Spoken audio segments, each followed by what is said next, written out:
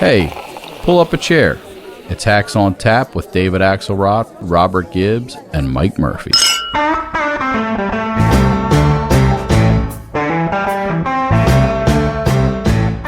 Can we just acknowledge how refreshing it is to see a president of the United States at an event that doesn't begin with a bailiff saying, "All rise"?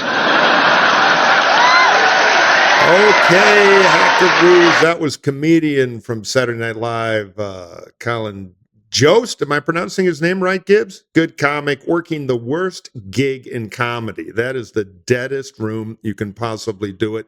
Room has buried more careers than I can think of, but I thought he did an admirable job at the White House Correspondents Dinner. Murphy, it's actually pronounced Mr. Scarlett Johansson. It's an alternative pronunciation to Jost.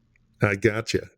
Well, I thought he did pretty well. I boycotted that event since the mid-'90s. I'm a grumpy old bastard, but it was a fun comic performance. But we were full of dark comedy this week in every dimension of American politics. And joining me, the one and only, the great Robert Z. Gibbs, my podcasting partner this week. And, to understand the bizarro nature of this, we had to bring in somebody who understands both the sacred and the profane, the politics of the high and the low, the one and only, our pal. You introduce him.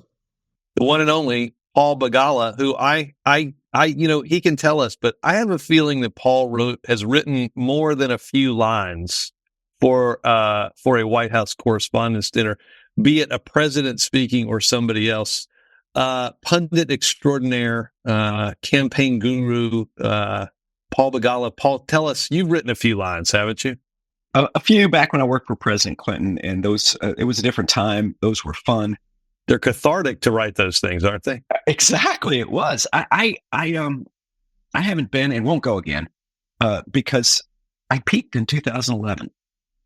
I was a few feet from Barack Obama when he eviscerated Donald Trump. It was the dadgumdest thing. He absolutely destroyed him, and we now know that was the night that he had given the go order to kill bin Laden. It was the most extraordinary performance I've ever seen. He was hilarious. I don't even remember who the comic was. By the way, during that dinner, I'm sitting at the CNN table, and Barbara Starr, our Pentagon reporter, comes over to me. She says, something's going on. I think, or I heard, she says, this is from memory, so I'm probably getting it wrong. She says, I heard that we've captured Saddam's kids, Uday Qusay. And I see Leon Panetta sitting 2-3 tables over. I said, well, I'll go ask Leon. Leon's running the CIA for the president. I go over and ask Leon. And I've known him a long time. He's very transparent. He's a very emotional, he's an Italian guy. Absolutely impassive. He said, no, we don't have nothing going on. And nothing to see here. It was one of the most amazing nights of my life. Later, I look back and to see the cool and the calm and the mastery that President Obama showed. I mean, it was so I was like, I'm never going again. That's it. I'm done. It was also a big tell because, Obama had his 20 minutes of dynamite on Trump, made money the old-fashioned way, inherited it, etc. And Trump was there, stone-faced, the sign. It's the same thing with Charlie Manson. They just don't have a big sense of humor about themselves. And it was a real tell of who Donald Trump is that I wish the country had even taken a little more seriously. Well, speaking of sitting stone-faced, while people will say less than nice things about you, in this case, the former publisher of the National Enquirer testifying about your new Catch and Kill, Donald Trump's new sitcom is 4 days a week on a cable channel near you, Murphy, inside of a courtroom in famed New York City. What did you take away from the first week of the trial, and were there any catch and kill stories that involved you that you need to confess to on this podcast? Oh, I've been knocking stuff down forever. Are you kidding? Don't even get me started. I'm here in New York right now checking in. All you got to do, particularly if you're a Democrat, is call the New York Times and say, spike it. That's how that's definitely how it works. Right? You've never read a critical story of Democrats. We can get to, by the way, a little back and forth with the New York Times, and I think what produced one of Joe Biden's better lines as well. Yeah, no. That's one of the big things that White House Correspondents Dinner is about, is the president being able to take a few shots at particularly the New York Times, which every White House hates. And there was a big piece, I think, I can't remember the organ it was in about the current war between Politico. the two. Yeah, we can get to that. Yeah, Politico. Yeah, we should probably talk about that down the road. Well, let me talk about the trial for a minute. I'm curious what you characters think about it. I have what was a contrarian opinion, but now I think is spreading, so I'm worried. If conventional wisdom accepts it, I know I'm wrong. But I never thought the outcome of the trial, other than maybe a hung jury or, God forbid, an acquittal, which I think is highly unlikely, that would give Trump a reset, that would have a big outcome. But other than that, half the country thinks Trump ought to be in jail without a trial. And the other half thinks it's all rigged because Hillary and Hunter Biden, they're not behind bars, so the whole thing's set up. And you get into all the partisanship. So the outcome, I think, is slightly bad for Trump. But here's what I think is really, really bad for Trump.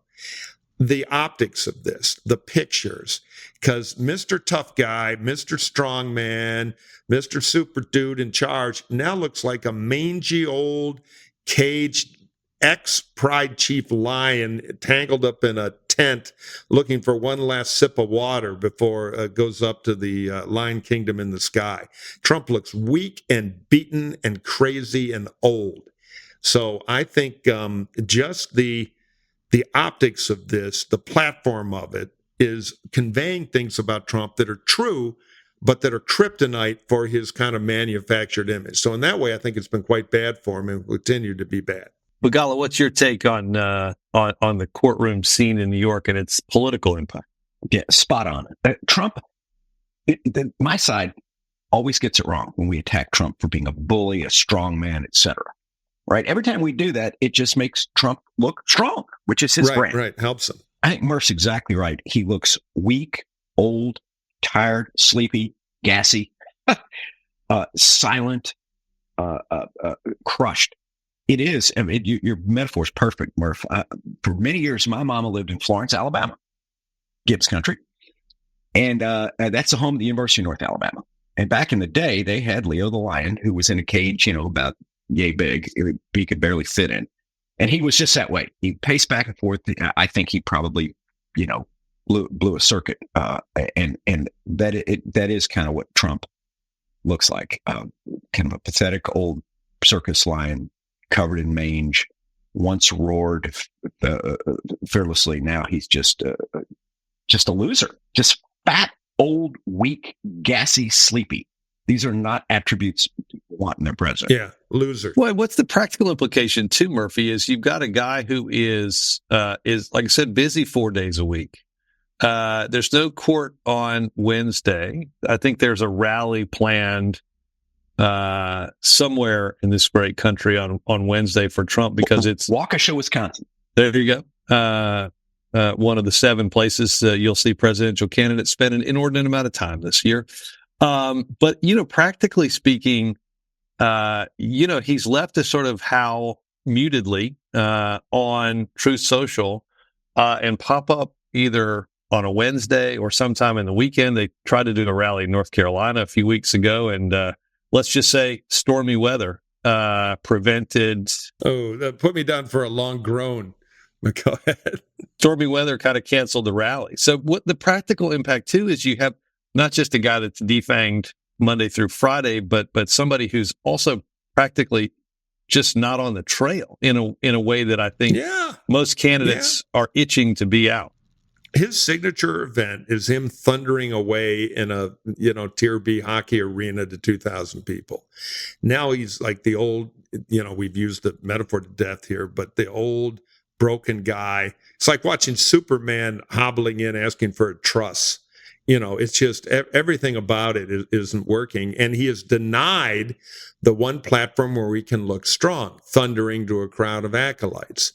So it's great. I mean, my theory, though, we're going to talk about this CNN poll, is that whichever one of these characters is kind of in the weekly spotlight tends to do a little worse than the polls. When the light's really on Trump in a defensive situation like this, he tends to sag a little. When the light's really on Biden, it's not always been so good for Biden. I would argue maybe State of the Union would be an example of the opposite. But generally, neither of them do particularly great on stage or the microphone. So half the strategy becomes make sure it's about the other guy this week. And so I think that's what's been happening. And the only thing that could really work for Trump, and I think there's a decent chance of this, is it's a hung jury. There's somebody there who just digs in, and then, in the legal system, that doesn't mean you're innocent. It means kind of a tie. But Trump will declare, I've been, vindicated. It's over. And I think, and Axelrod's talked about this, and I agree with him, legally, and send all your angry mail to Robert Gibbs at Hacks on Tap. But legally, and believe me, I'm one of the half of the country that would rather see Trump in leg irons without a trial.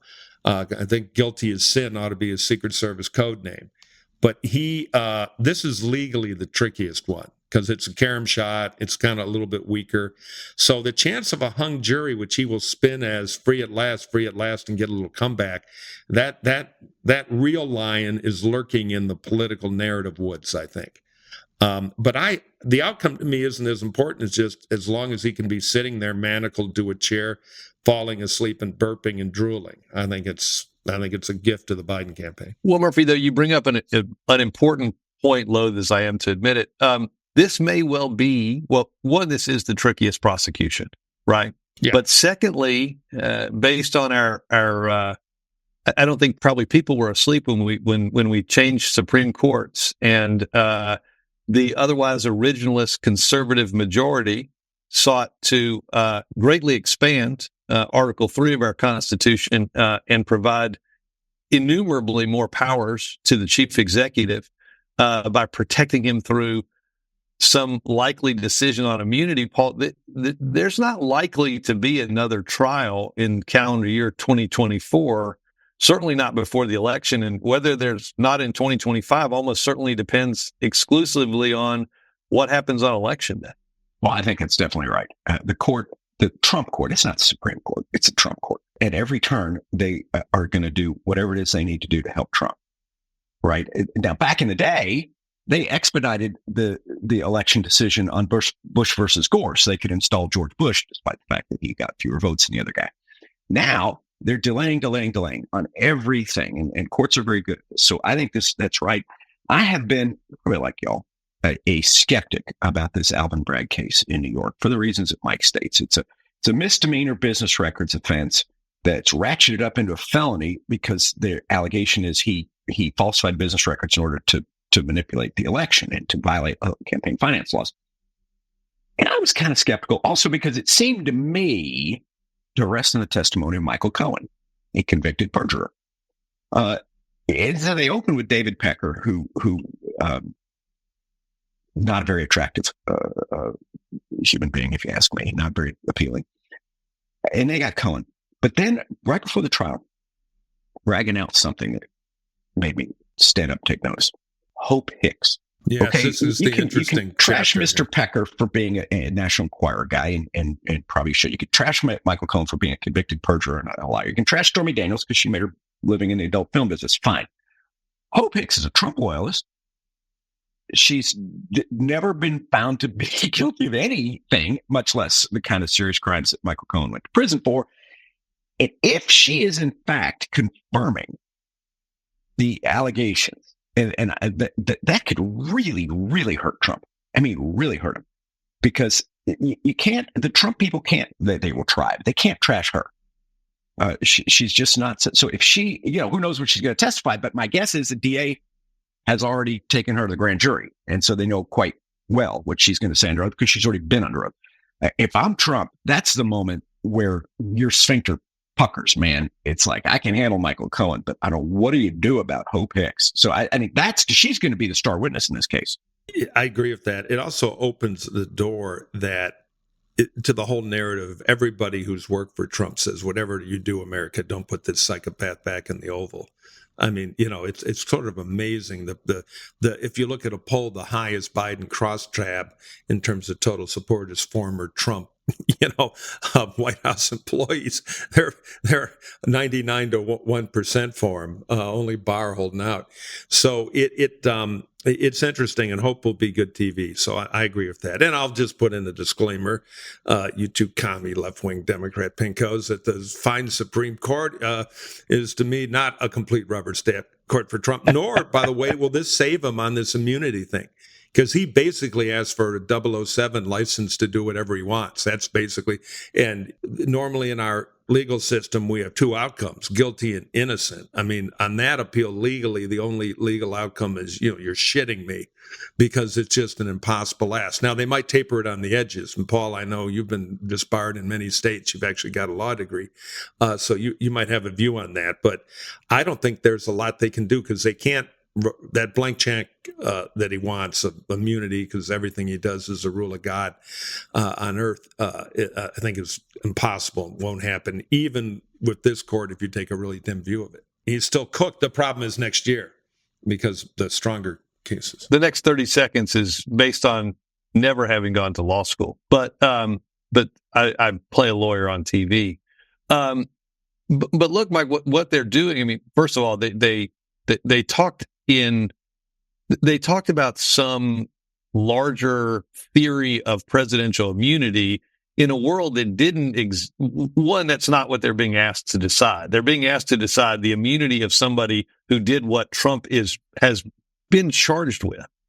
And so what they decided to do was to start listing things that might cause them grief. Paul, you might have gotten a bit of a chuckle out of Justice Kavanaugh being deeply concerned, Murphy, write this down, deeply concerned about the runaway prosecutorial desires of an independent counsel. For our less savvy listeners, Brett Kavanaugh was part of the Ken Starr team that bedeviled Begala's friends in the White House for years before producing a bit of a dud in terms of a report. So I'm a little nervous at what the Supreme Court is going to do.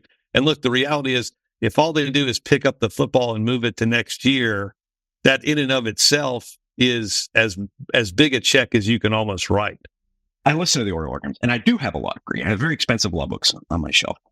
I was struck, really, by just what you're saying, Robert. Kavanaugh and Gorsuch, particularly, Trump appointees, were saying, Gorsuch uses this phrase, we're writing for the ages. No, you're not. No, you're not. That's the Congress's job. You're legislating from the bench when you say that. You're supposed to resolve a case in controversy brought before you.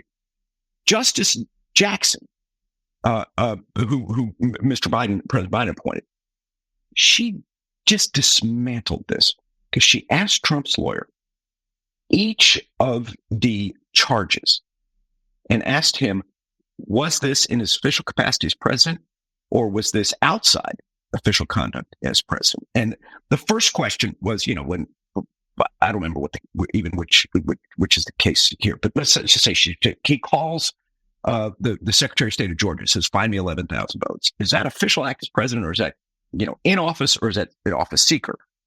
And he said, well, we dispute all those facts. She said, granted, right, absolutely. You dispute them, you should litigate them, you should defend your client. Was that allegation conduct within the purview of your office or not? And each one, he said, well, no, that's outside the office. That's outside the office. That's outside the office. And so the court could very quickly say the conduct alleged in this case is outside the scope of presidential conduct, clearly outside. Even his own lawyer says so. So this is an easy case. We're going to resolve it. You certainly don't have immunity when you're acting way outside your case. This is not a case of President Obama ordering a drone strike against a terrorist, in Iraq. This is so they could easily do that. And Justice Jackson really showed that. And Kavanaugh and Gorsuch basically said, we're not going to decide the case in front of us. We're going to make grand policy as if we were a super Congress. This is exactly what they did in Dobbs. Dobbs' case was a narrow case about a Mississippi set of restrictions on abortion. Does Mississippi have the right to restrict abortion, I think, after 15 weeks or something like that, maybe 6? They didn't resolve that. They said, we're going to step back and throw out 49 years of constitutional jurisprudence. I'm sorry. My respect for the Supreme Court would not fill a thimble. They're hacks of the worst sort. We ought to invite them on. I was going to say, Murphy, we may need to get Alito on next week. So I'd love it. I'd love it. It would be great. Straighten you guys out. My favorite, just for 10 seconds, is the theory that if we say we could prosecute presidents, they would be less likely to leave office easily and without some threat or some act. And to your point, Paul, the newest justice who's a shining star already, said, wouldn't it be the other way around? I'm still reading Alito and not understanding his reasoning there. Oh, you think you got problems now? Wait till Trump wins and Judge Judy is on the court. Stay tuned. Let's take a short break and hear from our sponsors. Hello, everybody. Are you ready to win Mother's Day and cement your reputation as the absolute best gift giver in the family? Give the moms in your life an Aura digital picture frame preloaded with decades of family photos. She'll love looking back on your childhood memories and seeing what you're up to today. Even better, there's unlimited storage. There's an easy-to-use app that makes adding these photos easy. You can update them. This is just wonderful. Let's talk a little bit about what this is. It's a digital picture frame. It's a perfect gift for any occasion. It takes about 2 minutes to set up using the simple Aura app. If I can do it, God, if Axe can do it, Murphy can do it, let me tell you, you can do it too. It's easy to do. You can add photos. Lots of people can add photos so that mom sees pictures of you when you were younger, pictures of your kids now, of her grandkids. They'll love this, right? This is perfect. They display the photos in true color. They automatically adjust the light level to the room. At night, when you turn out the lights, your frame also turns off to save energy. Change photos, view details like photos, and with a simple tap or swipe on the edge of the frame and keep your display smudge-free. I'm telling you, it's the perfect gift. Your mother will love it. You'll use it all the time. She'll think you're awesome, and it's pretty easy. And here's the great thing. Right now, Aura has a great deal for Mother's Day. Listeners can save on the perfect gift by visiting auraframes.com to get $30 off plus free shipping on their best-selling frame. That's Aura, AURA, frames.com. Use the code HACKS at checkout to save. AURA, frames.com. Use the code HACKS at checkout to save. Terms and conditions apply.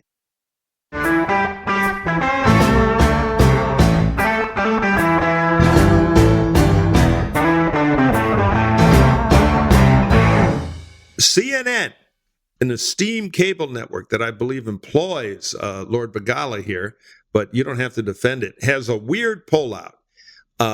It was kind of the proverbial turd in the punch bowl because Biden's had a little bit of a recovery, at least in the national polls. And one of our oft-repeated maxims here on Hacks on Tap is careful on the national polling. They don't predict things the way they used to do because the Electoral College doesn't correlate to the popular vote like it used to. Only 5 times in American history have they diverged, but now twice since 2000. Then didn't happen for 100 years. So watch the 6, and Gibbs will argue 7 because of the DNC spin about North Carolina, which might be true, by the way, with the crazy Republican gubernatorial candidate there.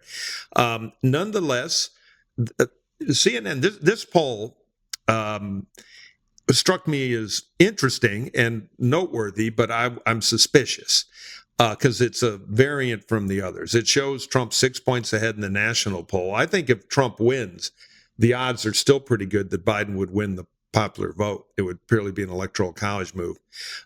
Second, it says that 55% of Americans think Trump did a good job, and it has Biden's job approval at 60%, new high, unfavorable, where most of the polls roll him in the low 50s, still trouble. But on every dimension, this thing is like 4 points to the side of other polling. Now, that happens once in a while. Polling's hard to do. It's hard to get people in the modern era to do a phone interview, or generally it's text online.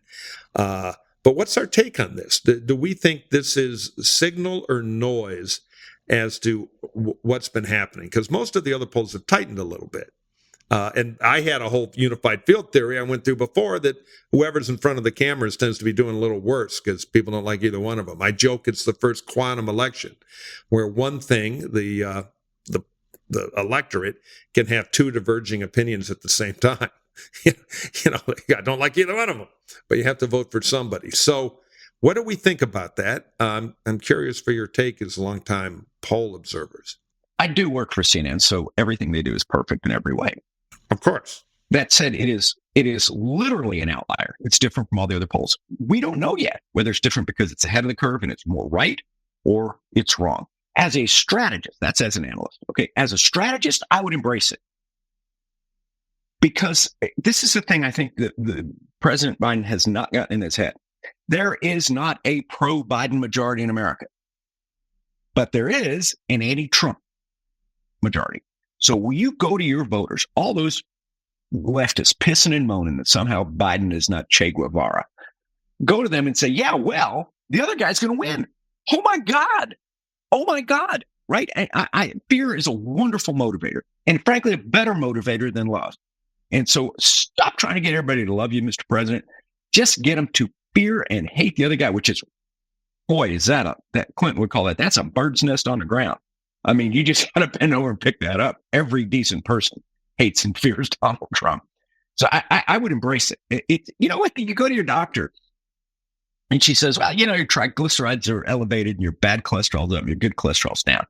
Do you say, yeah, but I had sausage for dinner last night and that might have really spiked it, just a one-day thing? Or do you say, all right, doc, I guess I got to, eat more broccoli, right? So just correct your habits anyway. Even if the poll's wrong, I think it's useful to motivate your base. I'm still struggling with birdcage on the ground. What do you do with the bird's nest? What would Clinton do? Bird's nest. You just reach down and pick it up. Bird's nest. All right. So then he'd eat the nest, right? Because he could get to it anyway. Metaphorically, Southern thing. That's another thing. Yeah.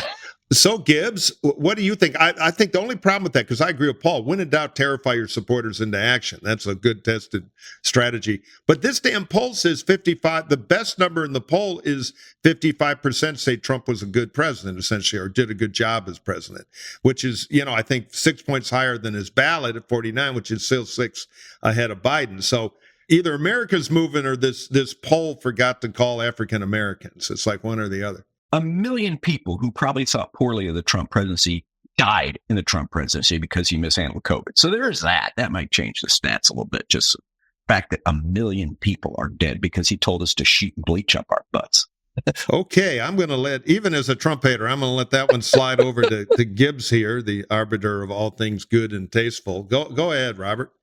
Well, I agree with Paul on using it to get your base excited or to scare the shit out of them and get them to get moving. I also think it's a good point that we don't know whether this is the beginning of a trend or an outlier, and we'll know that in sort of a few days. I mean, I have two cautions about on national polling, Murphy, because I feel like we have to say it again, even though you sort of said this in the beginning, which is one, and you're starting to see this already. Stories about this voting group and this age group and all this sort of stuff. And boy, let me tell you, when they start doing samples of like 18 to 35-year-old men in the United States off of a 700 or 800 person poll, you're talking about making these grandiose, sweeping thoughts about 40 people that answered the phone to do the poll. So just be really careful about that. Two, the other thing is, look, I love national polls because I'm a poll addict like everybody is that listens to this. We don't elect presidents nationally. If we did, the last few years last 25 years would be different. So watch state polls, and I've got a point on that in a second. Look, the challenge Biden has, and if you look even back at the Better New York Times poll, there were those numbers of people have, and you guys have talked about this when I haven't been on, but people have a view of the economy, not during the pandemic, but pre-pandemic for Trump and post-pandemic for Biden, that hasn't redounded well to the president simply because of one thing, and that's inflation. And so there, even in the Times poll that again was better for Biden, there's still a hangover of people having a better view of the Trump presidency than I think most people do, or most people should, if I should say that, because they clearly have. He comes out better in terms of mental fitness. He comes out better in terms of the economy than Biden does. And so, look, that's a serious problem for this White House. I think, and there's a long story out this morning from Time Magazine. Yes, ladies and gentlemen, it still exists, time.com.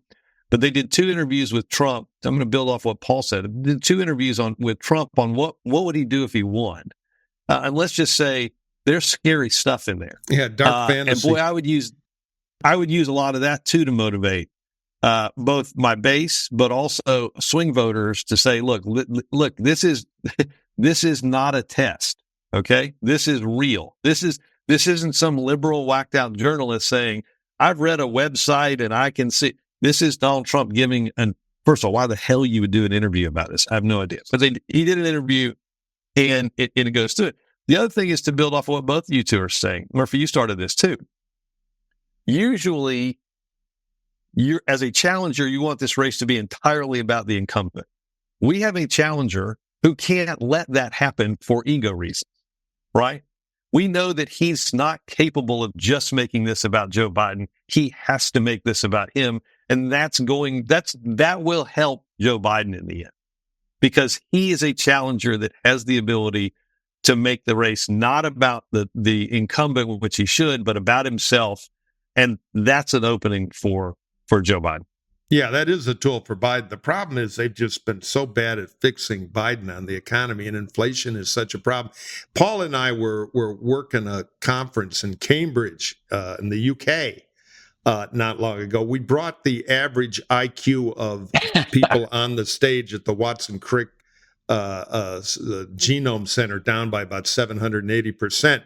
But Paul had the greatest analogy for inflation I've ever heard. So I'm going to tee him up again, which is, and I've seen he's looking at me quizzically like, what the hell is Murphy pulling out of thin air here? No, I'm just thinking it probably wasn't original with me. All my best stuff I've stolen, probably from Cargill. But when you see groceries go through, and your paycheck. Inflation works on both ends, right? So when your wages go up, it's because you're working harder and you're smarter, right? You don't think my wages went up because of inflation or my wages went up because of Biden. No, you earned a raise. When the cost of living goes up, that's because of Biden.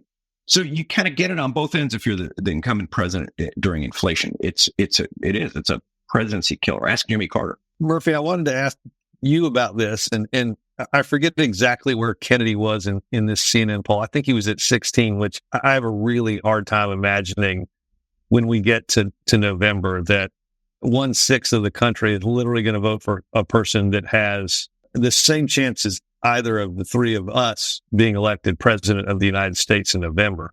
I don't know. I feel support building for me. I'll tell you, I had an Uber driver the other day. It's all in. So I'm just saying there could be a surge. I'm waiting for CNN to put me at 23. It's going to take more than a nice tip and a 5-star rating to move most of this country to the Murphy aisle, to the Murphy column. But I thought it was interesting. I think it was a Michigan poll that for the first time showed, and this I think builds onto your larger question about the national poll, for the first time showed RFK taking more from Trump than from Biden, right? So entering RFK into that state equation, he's pulling, I forget the race, just it changed a bit in terms of numbers. My theory, and I think a lot of people's theory, is if you go back to those national numbers improving, some disaffected Democrats have started to come home as a result of what Paul's talking about, what President Trump has told Time Magazine. Like there is not a larger cohort that's like willing to say, yeah, you know what, I need to make perfect the enemy of the really good. And so all of a sudden, some of these voters, and maybe they're Haley voters, who are willing to participate in the election but not vote for Trump. I think it will be interesting to see. And look, you both of these guys clearly playing a lot of base politics right now. Right. Yeah. I'm first of all, I think Michigan is the first important state where RFK Jr. looks like he's on the ballot of the Big Seven. Yes. So this is the first moment where Nevada too, I think. I'm not sure on Nevada. I know on. So anyway, first of all, red bells should go off. Second, there are going to be a lot of these polls. He takes more from this, takes more from that. First of all, these independent candidacies generally melt in October because people get tired of the summer fling with, I'm going to show politics, I'm going to vote for a crazy person. And then, so we're going to have all these grand theories of who he takes votes from. The other thing is he always starts out better because of his last name. And then they meet the real guy. and then they're like, it's not Frank Sinatra, it's Adolph Sinatra. And, all of a sudden the records don't sell. So I think it's hard to model the Kennedy thing. If I were Biden, I just wouldn't want him on the ballot, because any escape valve where people who can't vote for Trump but don't want to vote for Biden, because for a lot of voters, it's like, all right, you've been out in the desert for 10 days. You have to drink water. We got a cup of urine and we got a cup of cyanide. Pick one. And if somebody shows up with, hi, I've got some rotten pomegranate juice, they'll take that, as unappealing as it might be. So I just don't believe in giving them choices. And I think a lot of this early polling based on half-baked analogy I use is, it's like, here, have some flour, sugar, an apple, and a stick of butter, and tell me what you think of my apple pie. Well, it's not cooked yet. So I'm wary of all this. I think the thing that counts, the material factor, is RFK is now on the Michigan ballot, and Michigan's one of those 7 states that are, along with whatever happens in Florida, which could be kind of a polling guard with this abortion war, are going to decide the election. And, if I were Biden, I wouldn't like it. All right, hold that thought. We're going to take a short break, and now a word from our sponsors. If you've ever been invited to dinner at a friend's house and thought, boy, I need to take something, and you walk into a store and you're thinking, I'm going to surprise them with some wine, and you have no idea what to get. Well, it happens to a lot of us, right? I've stopped wasting time in a grocery store staring at a giant wall of wine and not knowing what to pick. That's why I love our next sponsor, Naked Wines. You guys are not surprised that the 3 of us on this podcast enjoy a glass of wine sometimes. But recently, we've all been picking the same bottle over and over because, well, you don't really know what to pick. Does that happen to you? Do you not really sure how to bring a good gift to your next dinner? Did you know Americans pay about 2x as much for their wine as the rest of the world? Why? Because laws dating back to Prohibition ensure the right of wholesalers to make big margins. Well, that's crazy. Naked Wines is a subscription service that seamlessly connects you to the first independent winemakers on the planet. So you get a box of the market's best quality wines, however often you like, for a fraction of the price that you would normally pay in a store. Use our code HACKS for the code and password at Naked Wines and get their incredible deal of 6 bottles for just, wait for it, $39.99. How does Naked Wines do it? Naked Wines connects winemakers and wine drinkers directly, allowing for vineyard-to-your-door delivery at up to 60% off what you would pay in the store. By cutting out the retail middlemen, winemakers can pass those savings on hundreds of top-quality, award-winning wines directly to you without skimping on quality. Naked Wines have been around for over 15 years and funds over 90 independent wineries. With no commitments or membership fees, you can enjoy Naked Wines hassle-free. Don't forget, you can pause or cancel at any time. So just because you've got a summer trip coming up doesn't mean you can't enjoy Naked Wines before and after that much-needed vacation. How do you get this? Head to nakedwines.com/hacks and click Enter Voucher in the top right and put in HACKS for both the code and password and get 6 bottles of wine for just $39.99 with shipping included. That's $100 off and less than $7 a bottle. That's nakedwines.com/hacks. Use the code and password HACKS. Grab those 6 bottles for just $39.99. One last time, that's nakedwines.com/hacks. Code and password HACKS. Boy, it's easy, guys. For $100 off your first 6 bottles.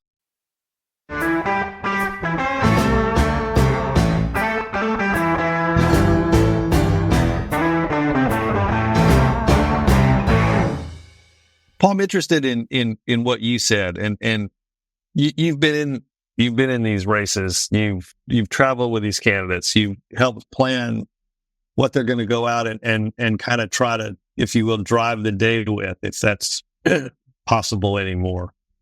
But if you're sitting in Wilmington, Delaware, and you're thinking about sort of the next 2 to 3 weeks or next 2 to 3 months, really, of Biden, walk us through sort of what would you be doing? What would you be telling them? I mean, obviously, we know where you'd be doing it, but walk us through sort of what do you think are the real kind of pinch points here that the president needs to drive and that sting the former president in changing a bit of the electoral calculus? It would be this. The 2 most important functions of campaign are time and money. So you got roughly 188 days, I think, today. And you have a lot more money than the other guy. Even though you have a day job, Mr. President, you have kind of more time because you're not in manacles in a courtroom in Manhattan. Exactly. So you got more You time. don't have armed bailiffs between you and the campaign trail. Right. So you got more time, you got more money. Use it. I would bear, let's start with the money. Advertise in those key 7 states and destroy Trump. Destroy him. Stop bragging about your precious accomplishments. Start introducing the threat. Clinton didn't get credit for the economy until Gingrich shut it down, the government. Obama didn't get credit for Obamacare until the Republicans tried to repeal it. When you introduce a threat, right, you don't know what you got till it's gone, said Joni Mitchell. So I would advertise really, as Rahm would say, unrelentlessly, on the threat that Trump poses. You have him on tape on CNBC saying he wants to cut Medicare and Social Security. Run that tape. He is a threat to your Social Security. He is a threat to your. What's the most popular thing Biden has done? Lower insulin costs, capping insulin costs, and lower prescription drugs. Guess what? Trump wants to repeal them. You want to get credit for it? Introduce the threat. So I would just run threat. Threat to your abortion rights, God knows. I'd stay away from character and criminality and get to your life, not his. And so I would just bury him in that. And I'd go around the country, too, using my big, beautiful plane. And I do think they're a little too careful about protecting him, the president. The gaffes are baked in. And he, as you know, Robert, you served with him in the White House. Gaffes were always a part of his persona, as they were for Reagan and Bush Jr., who each won the presidency twice. It's not a career ender to bluff up. Yeah, but the thing is, when you're a gaffe machine, flood the zone with gaffes so they're devalued. Right. They're boring. They happen every day. Big deal. Ford tripped over furniture. Do it all the time. Make it a lovable thing and have good self-deprecating lines, which he's finally starting to do. And I agree. If the Dems are smart, they make this the takeaway election. Americans are not used to the Supreme Court taking away rights. So you get to have a huge fight about that.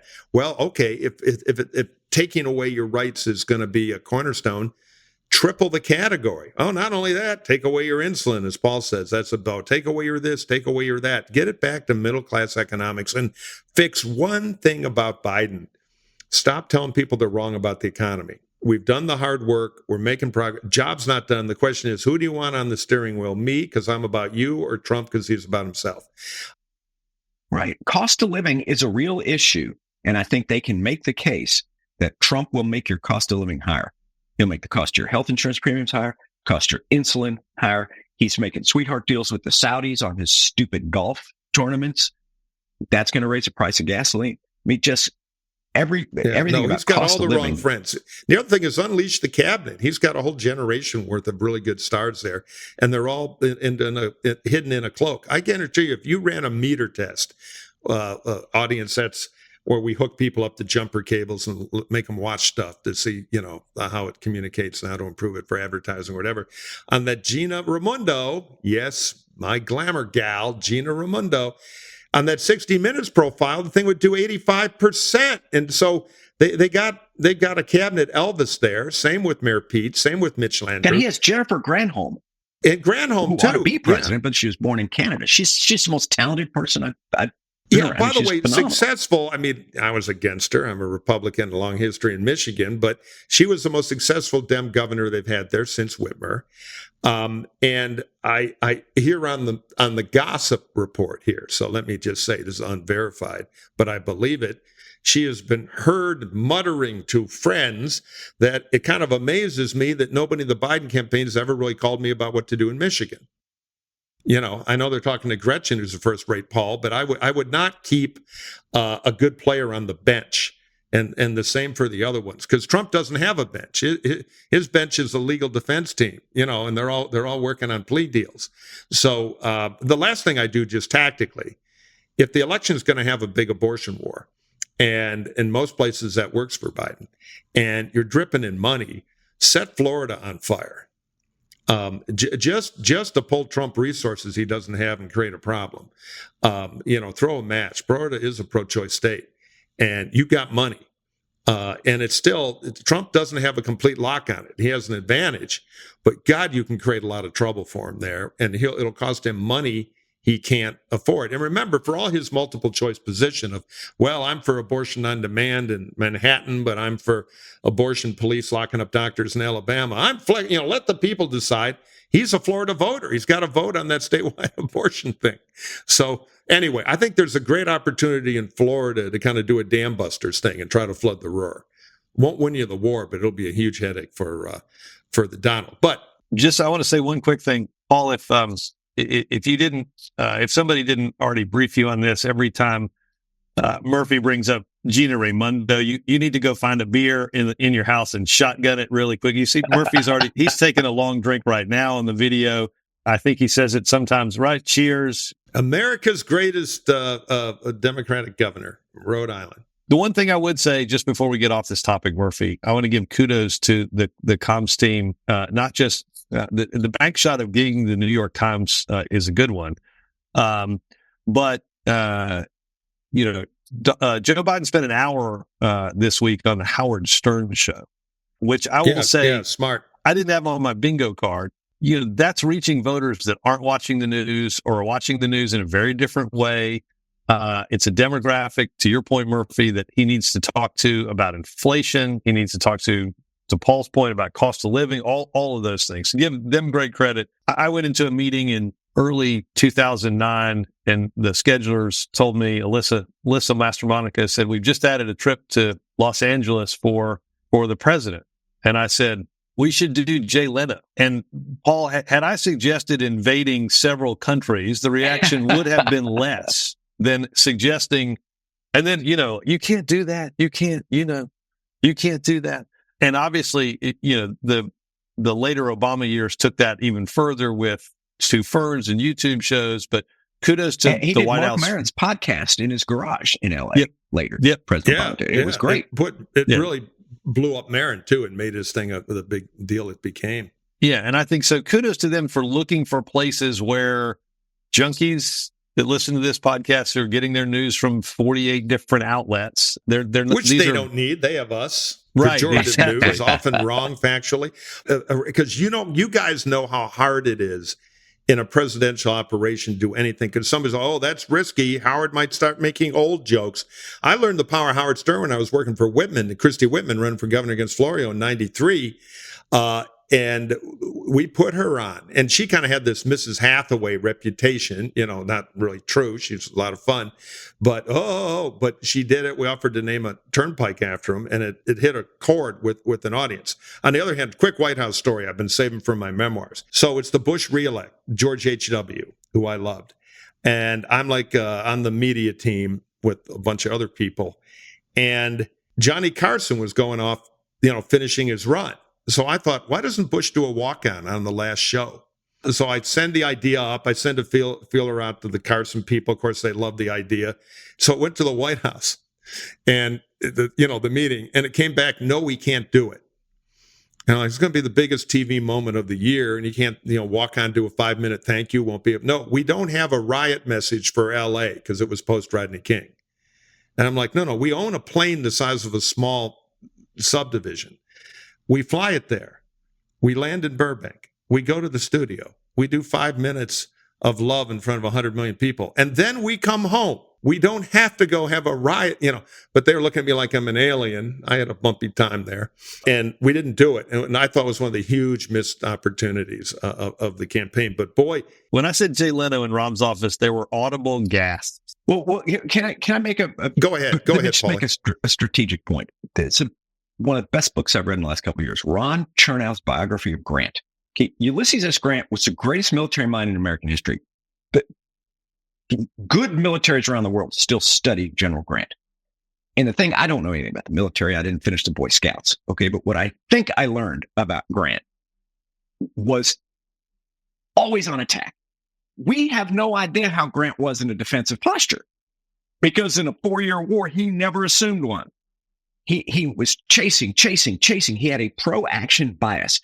And all of you who are listening, one day you will be where Gibbs and Murph and I have been. You'll be in the White House and you'll suggest something.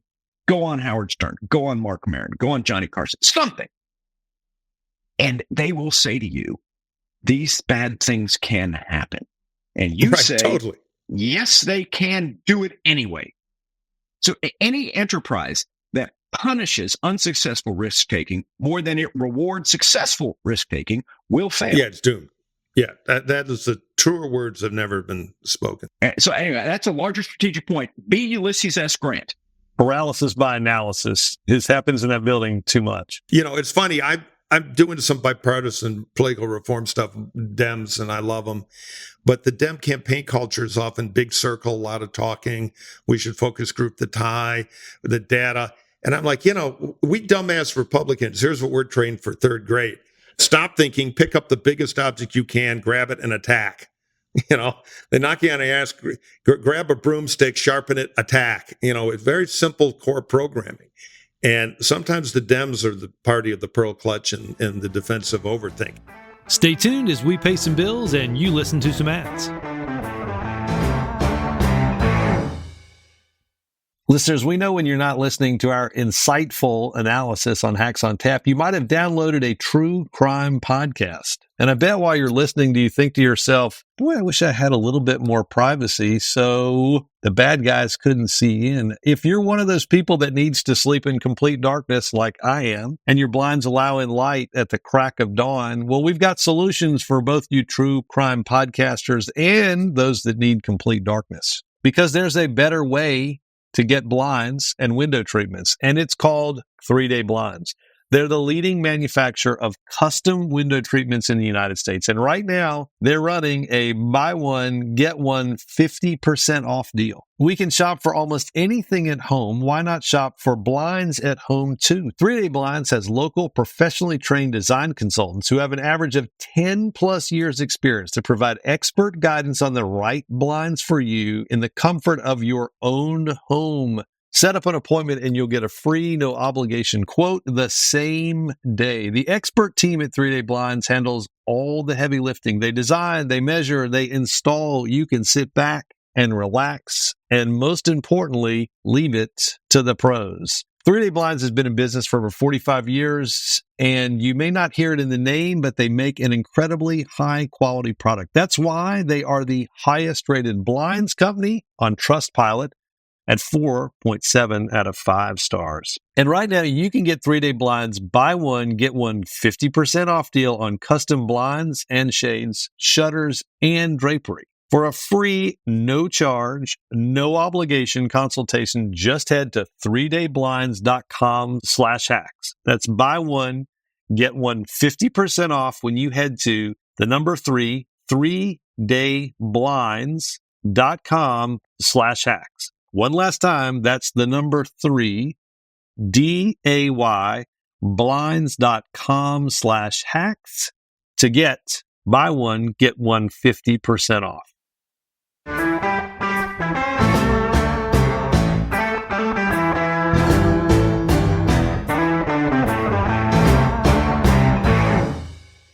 So we had this weird thing happen. We have our phone line that we use, and we're about to get to the mailbag, and we got a very, very cryptic message. Hundreds of these. Fox, can you play one?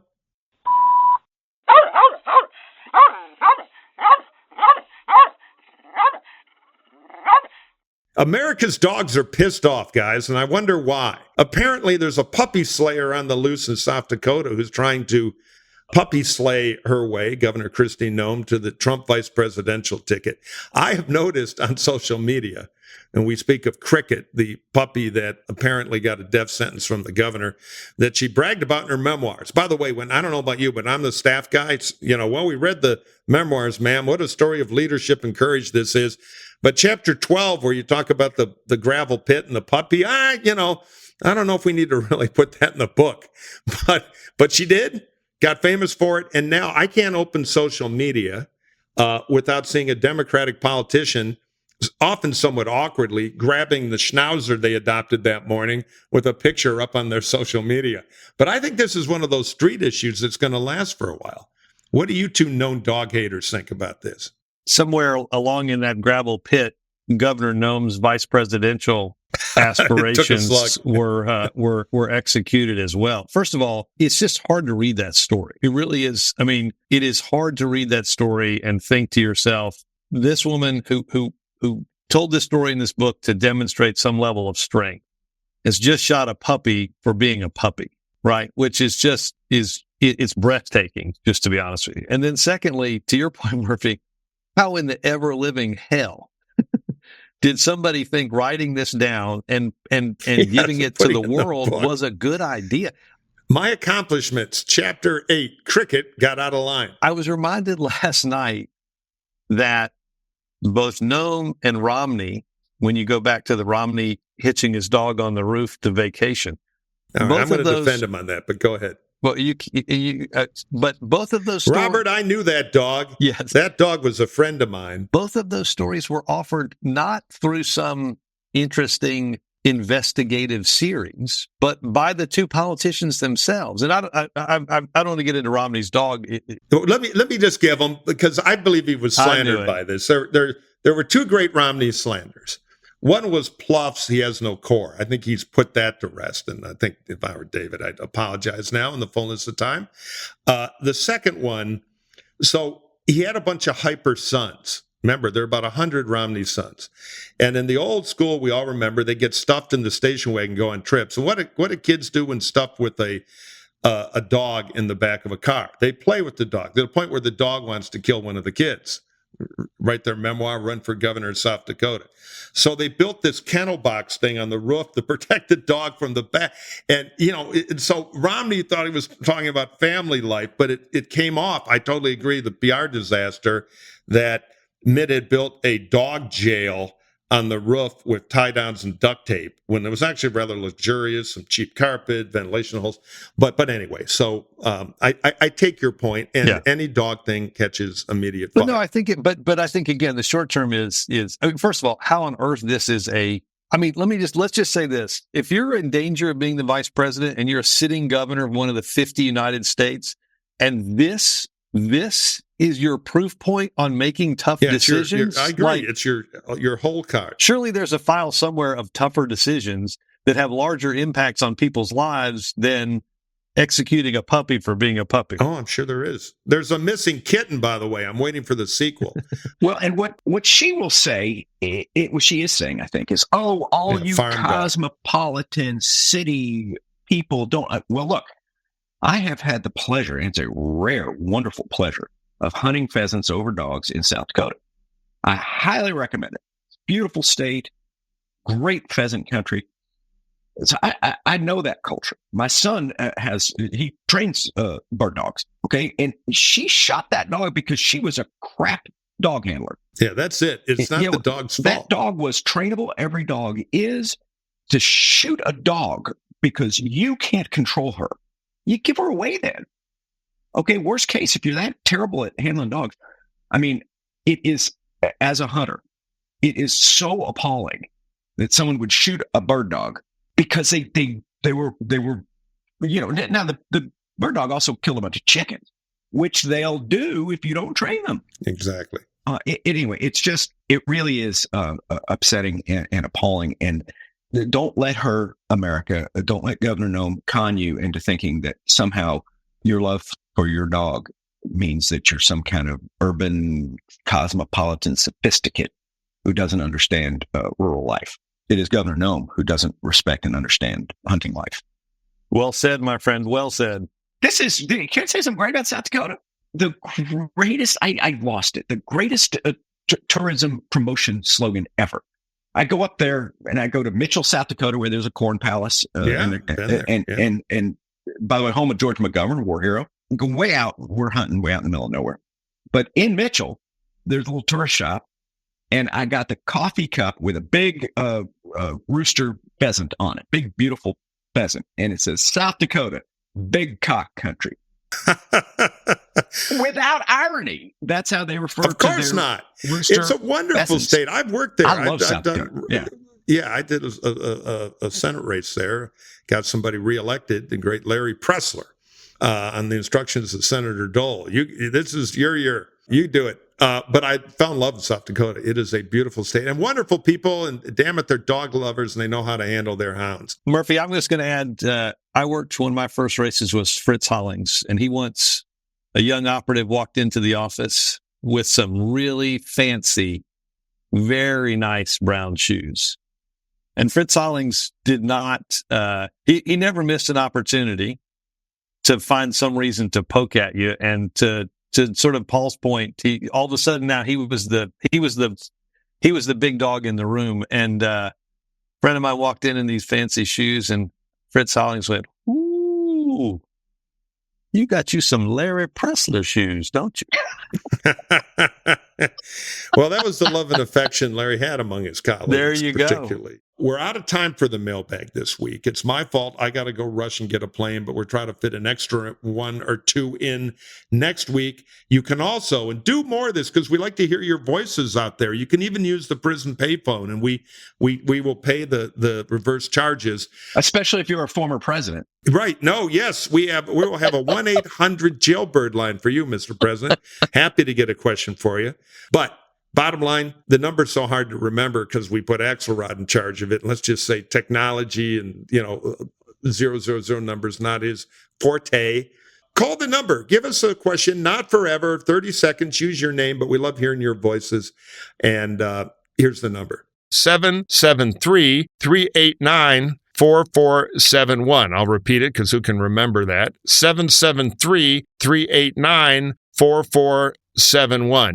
Paul Begala, thank you for your wit and your wisdom. I want to say this. I hope there's some listening out there among those planning these campaigns to what you talked about in terms of getting Biden out there and punching hard. I know he's doing a bunch of it. I know we'd all love to see more of it. Murphy, travel safe, and here's hoping that TSA doesn't make you take those Larry Pressler shoes off to get through the metal detector, my friend. My fancy duds, absolutely. All right, guys. Great to have you up there, Paulie. Gibbs, as always, and Hackaroos. We'll be back next week.